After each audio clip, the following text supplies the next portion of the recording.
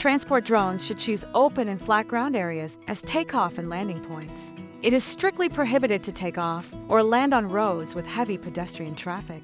Check if there are obstacles in the operation area.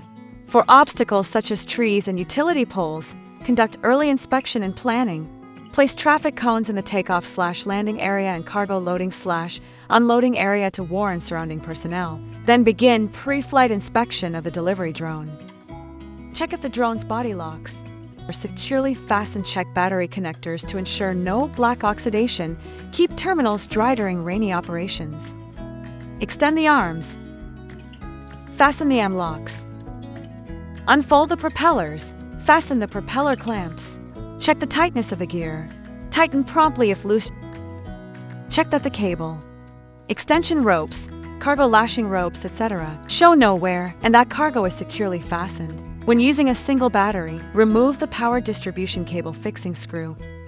Ensure the power distribution board connector module is properly secured.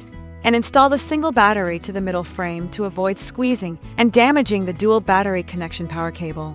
When installing the battery, first install the power distribution board connector module before powering on. Otherwise, there is a risk of sparking and arcing. Short press, and then long press the power button to turn on the aircraft. In the aircraft settings, check the behavior after loss of connection, which can be set to hover, return to home, or land. In flight safety restrictions, set the distance limit and altitude limit according to operational needs to avoid setting thresholds too small to complete the task. In the remote controller settings, check if the joystick mode is your commonly used mode.